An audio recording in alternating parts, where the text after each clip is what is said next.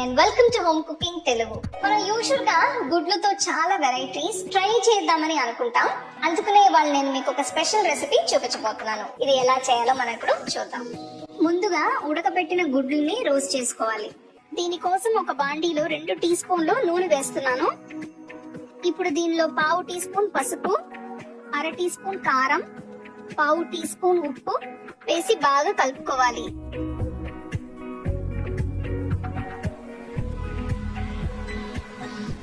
ముందే ఉడకబెట్టిన గుడ్లకి అన్ని వైపులు ఘాట్లు పెట్టుకోవాలి.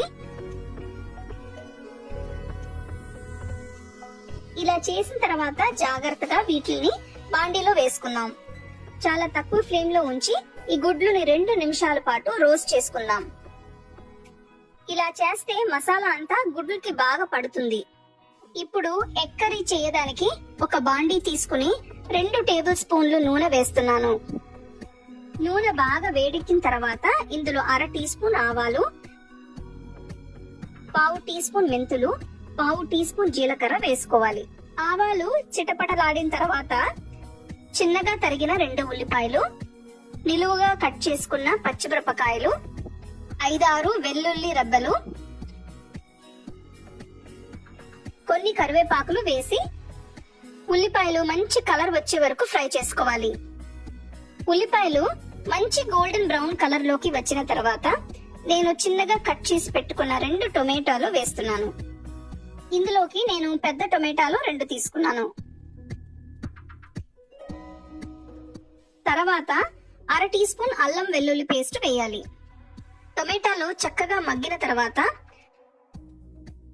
పావు టీ స్పూన్ పసుపు, 2 టీ స్పూన్లు కారం, 1 టీ స్పూన్ ధనియాల పొడి కూడా యాడ్ చేసుకోవాలి. వీటి తర్వాత ఇందులో 1 టీ స్పూన్ కల్లుప్పు వేస్తున్నాను. ఒకవేళ మీ దగ్గర కల్లుప్పు లేకపోతే మనం రెగ్యులర్ గా వాడే సాల్ట్ యూస్ చేసుకోవచ్చు. నెక్స్ట్ నేను 1 కప్పు డైల్యూట్ చేసిన చింతపండు రసం వేస్తున్నాను. ఇప్పుడు ఇందులోకి 2 కప్పుల నీళ్లు కూడా యాడ్ చేస్తున్నాను.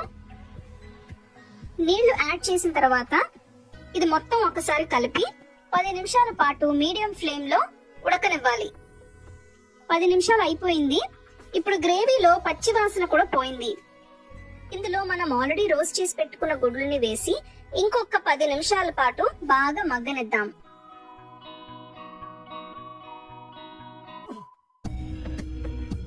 చూస్తున్నారు కదా, ఎగ్స్ అన్ని బాగా కనిపిస్తున్నాయి. నూనె కూడా బాగా సెపరేట్ అయిపోయింది.